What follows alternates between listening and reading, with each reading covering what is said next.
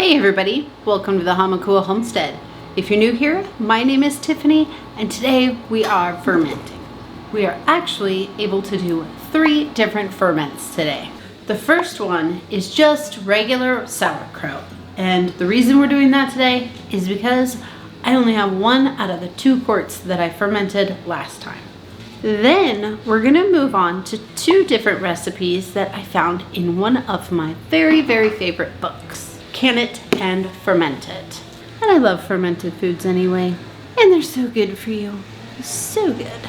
Sorry about the weed whacker. There's literally nothing I can do about it.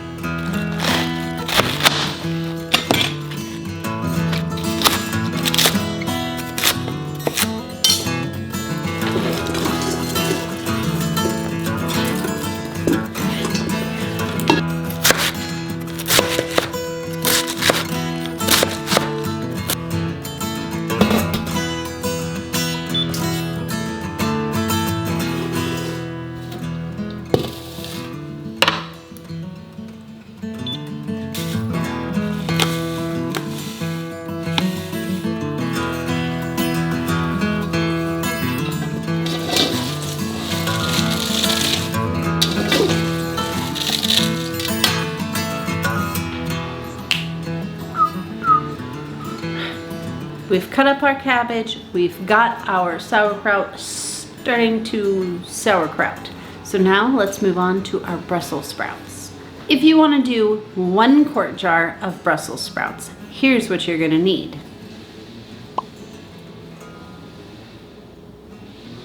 I don't know about this weed whacker. Into 1 quart jar, put 1 pound of Brussels sprouts. Cut off any blemishes, cutting larger ones in half.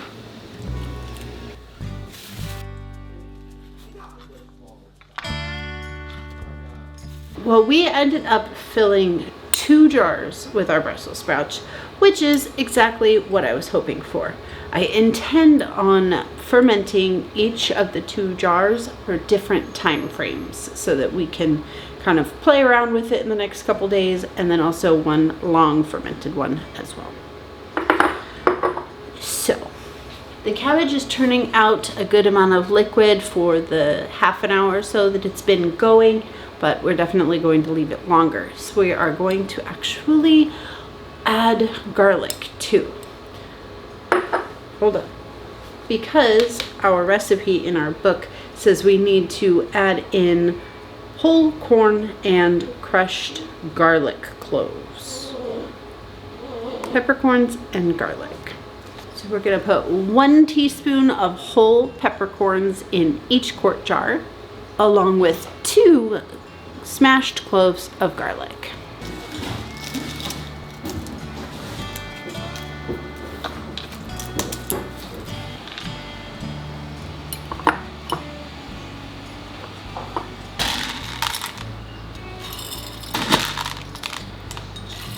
Now let's move on to the carrots. Trim off the ends of your carrots. There's no need to peel them. The skin will actually help in the fermentation process. Again, if you're doing 1 quart jar, here's what you're gonna need. After you have all of your carrots fit into your jar, remembering to leave 1 to 2 inches of headspace.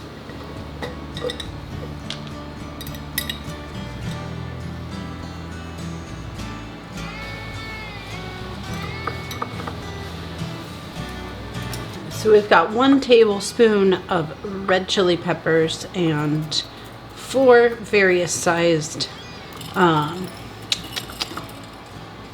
garlics. So now we are going to make our brine for all 3 of these jars. It's going to be the same brine. We are going to make we're going to use 2 cups of water for each jar, along with 2% of that for salt. 1 tablespoon of salt, 2 cups of water. I'm using Celtic salt today. I go between different types that I enjoy using, but I have Redmond real salt and I also have this Celtic sea salt as well. I like both of them. 1 tablespoon of salt, fill with water. I'll just stir it a little bit, get it dissolved. It's not dissolving very good. So now we just fill it up. We want to leave 1 to 2 inches of head space. Make a little bit more.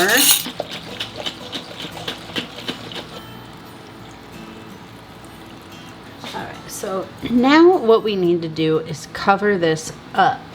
I saved a bunch of these cabbage leaves for exactly this purpose. So I like to use this harder, more sturdy piece for it.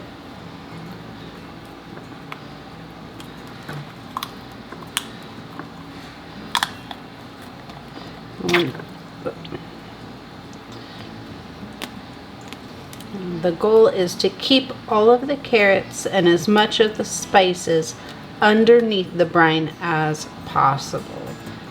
I'm going to do 1 more of those. Okay, I do have a pickling puck that is the size for this guy. I'm going to go find that real quick. So for these guys, I'm just going to put this weight in here.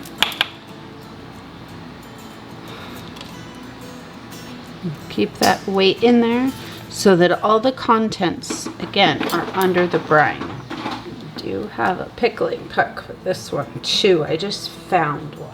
So I haven't tried any ferment this way before. I've always put on a pickling puck, or I've always put on like a nipple, or I've kept it sealed up and burped it every day. I'm going to try with these little ones. I'm gonna try using just a coffee filter, because then it will breathe and I don't have to burp it. But I don't know, the book says that it is an option, so I just want to try it out. But I do have a nipple thing for this size jar. So I do want to try to remove any of the floaters. All of these that are on the top have a potential for causing mold. I don't know how possible this is, to be honest with you. I'm not going to be able to get them all. We'll just have to keep a close eye on it. Okay, so we're going to put our nipple on there and our ring. And over here, what we're going to do, can you guys sink down there, please? I'm just going to put a coffee filter to prevent it from getting dust and bugs and anything else in there, but it can still breathe. That's that for that step. Now I'm going to place each of these into a cool, dark place. I'm going to probably end up putting them in my pantry room, away from all of the windows and the sun. The ferment, the Brussels sprouts say that it is a really long ferment, 4 weeks. So it says that both of these are 4 weeks. I want to try the Brussels sprouts sooner because I saw somebody else do it on YouTube for Fermented February, and I want to try it earlier than that and later. So I'm going to do both. I'm going to open one in a couple days with you guys, and then I'm going to have the other one wait at least a month and see how it goes. I apologize for the weed whacker in the background. Now let's go ahead and stick our cabbage into jars also. We don't need to make up a brine for this one. It's making its own brine inside that bowl. So it has shrunk down quite a bit. The salt is drawing all the moisture out.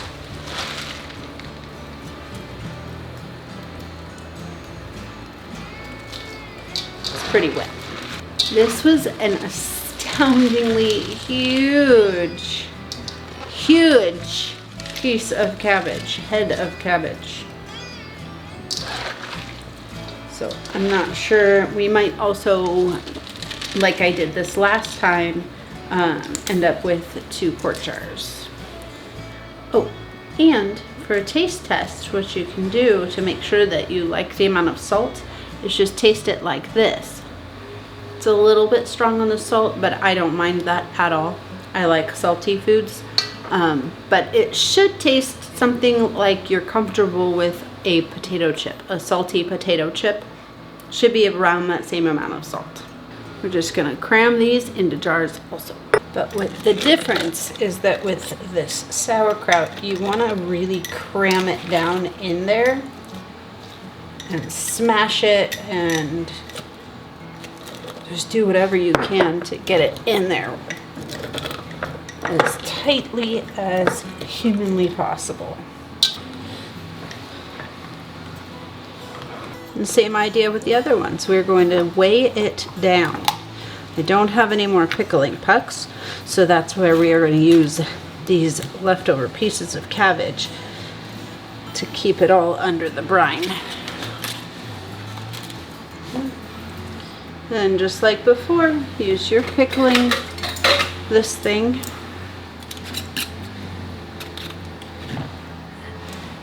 And set it aside.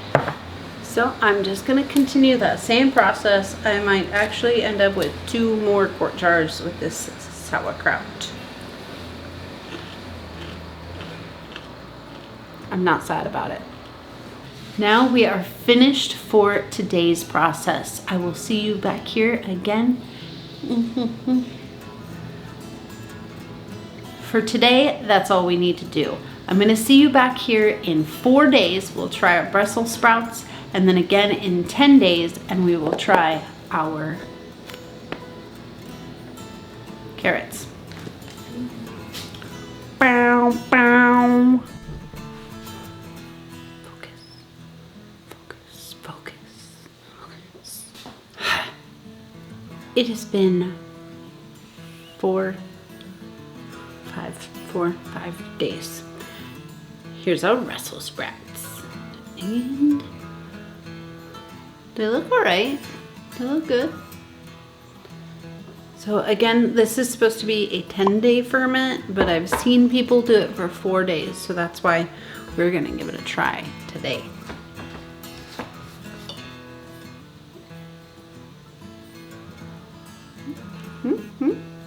Smells pretty good. Smells pretty good. Just smells like kind of sauerkrauty, I guess. They're not soft.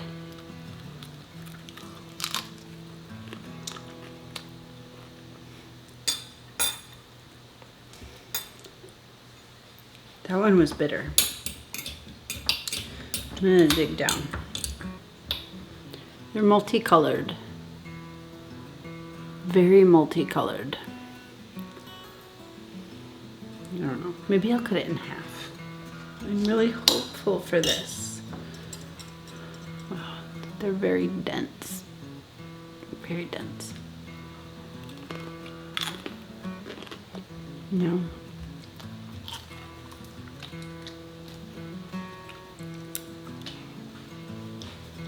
It's very bitter. Very bitter. I'm gonna let it ferment longer. That's what's gonna happen. I don't know. Okay. I don't like it. They're like super hard. Like very dense.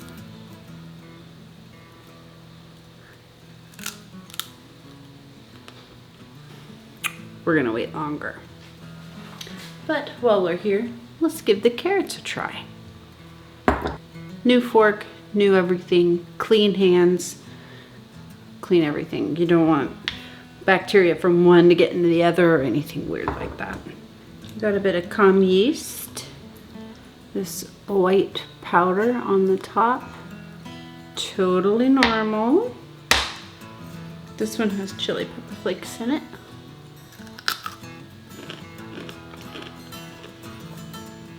Zesty.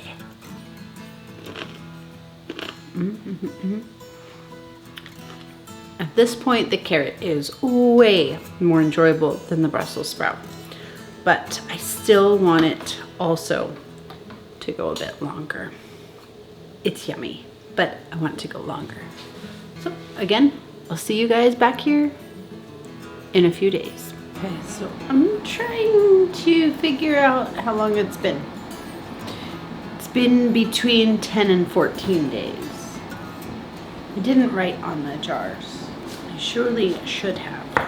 Anyway, sometime between 10 and 14 days. It might have been a full 2 weeks by now, but we're gonna taste them one more time. One more time. This is what our carrots are looking like. Pretty good, pretty good. I'm stoked about this because I think it's gonna be pretty much guaranteed success at this point. We have a bit of calm yeast on the top. I'll just try to show you the cabbage here. Clean hands. So this white on here, that's calm yeast. It's totally fine. It's normal. So now we're gonna grab a carrot.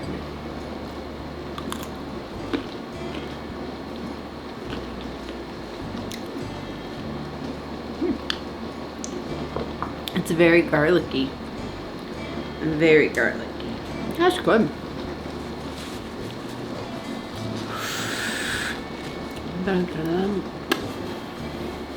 I don't even actually want to try one of the cloves right now because the carrot is so garlicky. Okay. Fine. Fine. Okay, I will.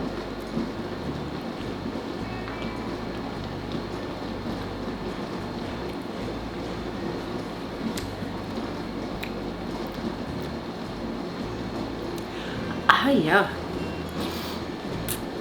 I almost feel like the carrot is more garlicky than the garlic itself.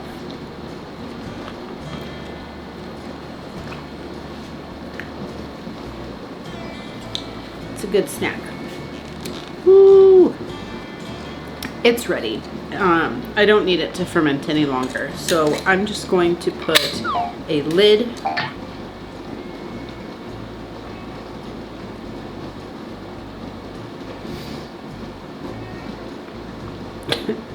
So I'm just going to put a lid on here without the cabbage and without the nipple and put it in the refrigerator and snack on it as I see fit.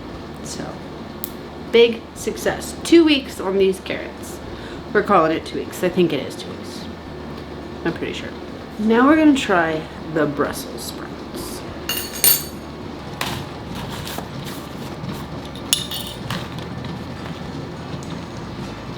See the calm yeast on there? It still has liquid above the Brussels sprouts, which is a great thing. I'm gonna cut it.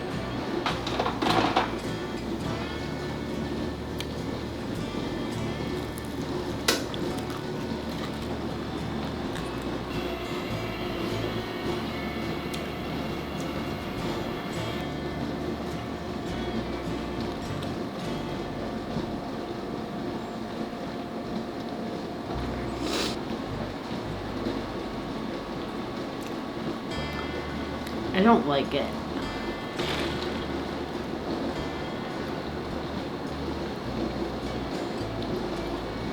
Like, it's really hard. I don't know, it's like, it's a bizarre texture. It's like really dense, way more dense than you would ever think that a Brussels sprout would be. But it also has like this underlying bitterness. Not this, you know, tart fermented taste, but it's like bitter. I don't know, it's weird. You know, for me, it's worth a shot because you don't know until you know. There are other folks that I'm sure will love fermented Brussels sprouts. I have come to the realization that I am not one of those people. And that's okay. It's all okay. Okay, I'm gonna set this aside and we're going to check on our sauerkraut. This looks really, really good. I had 1 out of the 4 jars. The liquid went too low. I think the way that I packed it in the jar there at the end, I don't think I was very careful. So that one ended up getting mold on the top, so I just hucked it. But the remaining 3 jars are looking really nice, so let's give it a try. No calm yeast.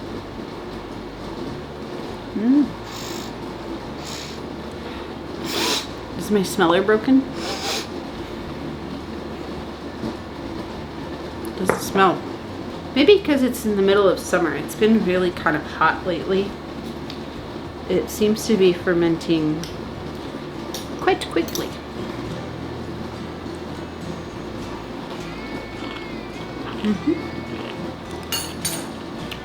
Kind of similar outcome to the carrots. It's very good. It could definitely go longer. I am going to leave these out for longer just because I really like that sauerkraut taste myself. But there's this certain softness to it that I haven't experienced before, and it was the same with the carrots. They're not squishy, they're not soft. But I don't know, just this certain texture that makes me think it was being broken down in a different way than I've experienced before. But that's good. It can go longer, or you can just pull it and eat it now at 2 weeks. But like I said, I'm gonna go ahead and maybe what I'll do, because I don't have any more left in the refrigerator, maybe what I'll do is just take one of them and start consuming it and put it in the fridge while I let the other ones just continue to ferment in the meantime. But if I want a steady supply, then I'm gonna have to go ahead and get down to the store, get me some cabbage real soon. I know a lot of you folks might have cabbage coming out of your gardens right now, so now would be a great time. Go get some more, get it brewing while you're eating this one. That way you'll have an endless supply of fresh homemade sauerkraut. Sauerkraut. That is going to conclude our 2 awesome ferments and 1 not so good ferment video. Thank you so much for joining me today on the Hamakua Homestead. I'll see you again soon.